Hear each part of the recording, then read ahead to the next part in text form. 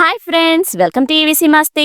గులాబీ పువ్వై నవ్వాలి వయసు అన్నతమ్ముల అనుబంధం సినిమాలోని ఈ పాట తెలియని ప్రేక్షకుడుండడు. ఈ పాటలో తన అందచందాలతో అప్పటి కుర్రకారు మతులు పోగొట్టారు గ్లామర్ క్వీన్ గా పేరు తెచ్చుకున్న లతా గారు. అంతేకాదు, అప్పట్లో లతా గారు ఫ్యాషన్ ఐకాన్ లా కనిపించేవారు. ఆమె వేసుకునే బట్టలు, హెయిర్ స్టైల్ ఇలా అన్ని అప్పటి కాలేజ్ అమ్మాయిలను విపరీతంగా ఆకట్టుకునేవి. ఎక్కువగా గ్లామర్ పాత్రలు పోషించిన లతా గారు 71 వయసులో కూడా అదే అందంతో ఇప్పటికీ ప్రేక్షకులను అలరిస్తూనే ఉన్నారు. తమిళ హీరో ఎంజీఆర్ గారి ప్రోత్సాహంతో సినిమాల్లోకి అడుగుపెట్టి ఆయన సరసన ఎక్కువ సినిమాల్లో హీరోయిన్ గా చేసి ఎంజీఆర్ లతాగా పేరు సంపాదించుకున్నారు. అసలు ఎంజీఆర్ కాకుండా బయట హీరోలు ఈమెతో సినిమాలు చేయడానికి ఎందుకు భయపడేవారు? రజనీకాంత్ లతాకి మధ్య ఉన్న రిలేషన్ ఎలాంటిది? జయలలితకు లతా గారికి మధ్య ఉన్న గొడవలకు కారణం ఏంటి? తమిళనాడు సీఎం గా లతా గారు ఉండాల్సిన ప్లేస్ లోకి జయలలిత గారు ఎలా వచ్చారు?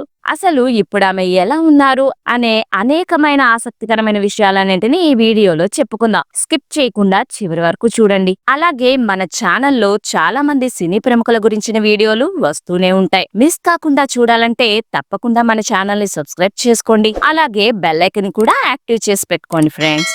లతా గారి అసలు పేరు నళిని. 1953 జూన్ 7న కర్నూలులో జన్మించారీమె. ఈమె తండ్రి రాజేశ్వర షణ్ముఖ సేతుపతి రామనాథ సంస్థానంలో మంత్రిగా పనిచేసేవారు. ఈమె తల్లి లీలారాణి తెలుగమ్మాయి. లీలారాణి గారి స్వస్థలం కర్నూలు, కానీ మద్రాసులోనే పెరిగారు. అలాగే లతా గారి పెద్దమ్మ కమలా కోట్ని గారు కూడా ఒకప్పుడు సినిమాల్లో నటించారు. ఈమె చెంచులక్ష్మి, సీతారామ జననం వంటి సినిమాల్లో నటించారు. చిన్నప్పటి నుండి నాట్యం అంటే ఇష్టమైన లత 3-4 వయసులోనే పాటలకు డాన్స్ చేసేవారు. దీన్ని గమనించిన ఆమె తల్లి రామయ్య పిల్లయ్య దగ్గర ఆమెకు నాట్యం నేర్పించారు. అలా నాట్య ప్రదర్శనలు ఇస్తుండగా ఓసారి దర్శకుడు పుల్లయ్య గారు తాను తీయబోయే శ్రీ వెంకటేశ్వర మహత్యంలో చిన్ని కృష్ణుడి వేషం కోసం వాళ్ళ అమ్మగారిని ఒప్పించి ఆ సినిమాలో బాలనటిగా నటింపజేశారు. ఆ తర్వాత మళ్లీ సినిమాల్లో నటించలేదు. లతా గారు యుక్త వయసులోకి వచ్చాక నాట్య ప్రదర్శనలు ఎక్కువగా ఇచ్చేవారు. అలా చెన్నైలో ఫోటోగ్రాఫర్ పార్థసారథి తీసిన స్టిల్స్ ఆమె జీవితాన్ని మార్చాయి. ఆ ఫోటోలు తమిళ సూపర్ స్టార్ ఎంజీఆర్ దృష్టికి వెళ్లాయి. ఆయన కొత్త హీరోయిన్ కోసం వెతుకుతుండగా ఆ ఫోటోలు చూసి లతా గారిని హీరోయిన్ గా ఎంపిక చేశారు. మొదట ఆమె తల్లి ఒప్పుకోలేదు, కానీ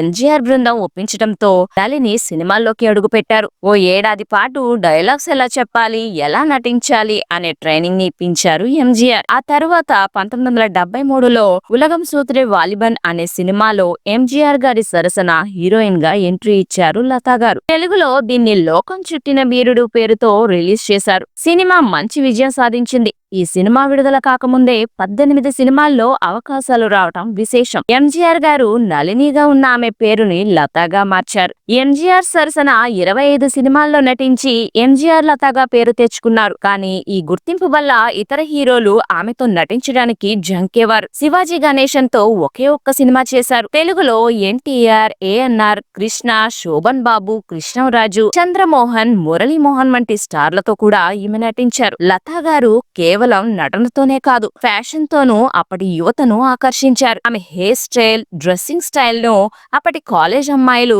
బాగా అనుకరించేవారు. గ్లామర్ పాత్రల్లో నటించినప్పటికీ సెక్స్ సింబల్ గా ముద్ర పడకూడదని ఆమె జాగ్రత్తలు తీసుకుని మరీ నటించేవారు. తెలుగులో లతా గారు నటించిన మొదటి సినిమా అక్కినేని గారి అందాల రాముడు. ఆ తరువాత నిప్పులాంటి మనిషి, అన్నదమ్ముల అనుబంధం వంటి సినిమాల్లో ఎన్టీఆర్ గారి సరసన కూడా నటించారు. కృష్ణ గారితో సింహగర్జన, పాడి పంటలు, శోభన్ బాబు గారితో కన్నవారి కలలు, కృష్ణరాజు గారి సరసన గాంధీ పుట్టిన దేశం వంటి సినిమాల్లో నటించారు.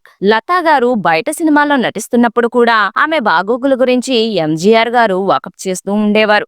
ఎంజీఆర్ గారి మనిషి అని లతా గారితో మాట్లాడడానికి కూడా భయపడేవారు అప్పటి హీరోలు. కానీ అప్పట్లో రజనీకాంత్ గారితో లతా గారికి సంబంధం ఉందంటూ పలు పుకార్లు వచ్చాయి. ఐరన్ జన్ మంగల్ అనే సినిమాలో రజనీకాంత్ గారితో కలిసి నటించారు లతా గారు. ఆ సినిమాలో నటించే సమయంలో ఎంజీఆర్ తాలూకా అమ్మాయి అని తెలిసి రజనీకాంత్ గారు కూడా కొంత దూరంగానే ఉండేవారు. కానీ ఆ తరువాత ఇద్దరి మధ్య స్నేహం పెరిగింది. కానీ మీడియాలో వచ్చినట్లు వారిద్దరి మధ్య ఎటువంటి సంబంధం లేదని, ఇద్దరం మంచి ఫ్రెండ్స్ అని మీడియాలో వచ్చిన వార్తల్లో కొట్టిపడేశారు లతా గారు. లతా గారు సినిమాల్లో బిజీ అయ్యే సమయానికి ఎంజీఆర్ గారు సొంతంగా పార్టీ పెట్టడం జరిగింది. అప్పటికి జయలలిత గారి కంటే ముందే లతా గారిని పార్టీలోకి రమ్మని, రాజకీయాల్లో ఉండమని అడిగారు. అని లతా గారు రాజకీయాల్లోకి వెళ్లడం పట్ల పెద్దగా ఆసక్తి కనబరచలేదు. దాంతో ఆయన జయలలిత గారిని ప్రోత్సహించారు. ఒకవేళ లతా గారే పార్టీలో ఉండి ఉన్నట్లయితే తమిళనాడుకు సీఎం అయ్యే అవకాశం లతా గారికే వచ్చి ఉండేదేమో అని అప్పటి సినీ రాజకీయ విమర్శకుల అభిప్రాయం. మీరేమంటారు ఫ్రెండ్స్? కమెంట్స్ లో చెప్పండి. అయితే ఎంజీఆర్ గారు చనిపోయాక ఆయన పార్టీ రెండు వర్గాలుగా చీలింది. ఒకవైపు ఆయన భార్య, మరోవైపు జయలలిత గారు. ఈ సమయంలో లతా గారు ఎంజీఆర్ గారి భార్యకు మద్దతిచ్చారు. ఆ సమయంలోనే జయలలితపై కొన్ని విమర్శలు కూడా చేశారు. కానీ తరువాత కొంతకాలానికి జయలలిత గారు పార్టీని పూర్తిగా స్వాధీనం చేసుకుని సీఎం అయ్యారు. ఇక లతా గారి వ్యక్తిగత విషయాలకొస్తే సినిమాలతో బిజీ అయినప్పటికీ నాట్యానికి దూరం కాలేదు. నృత్య ప్రదర్శనలు ఇస్తూనే ఉండేవారు. తమిళ, తెలుగు, కన్నడ, మలయాళ చిత్రాల్లో 200 చిత్రాలకు పైగా నటించి గ్లామర్ హీరోయిన్ గా ఒక వెలుగు వెలిగిన లతా గారు 1980లో సినిమాలకు దూరమయ్యారు. సింగపూర్ కు చెందిన వ్యాపారవేత్త సభాపతి గారు ఈమెను ఓ పార్టీలో చూసి ప్రేమించి ప్రపోజ్ చేశారు. లతా గారు కూడా ఆ ప్రేమను అంగీకరించటంతో 1983లో ఆయన్ని పెళ్లి చేసుకుని తర్వాత సింగపూర్ వెళ్లిపోయారు. వాళ్లకు 2 కుమారులు. ఇప్పుడు ఒకరు లండన్ లో, మరొకరు ముంబైలో స్థిరపడ్డారు. 1988లో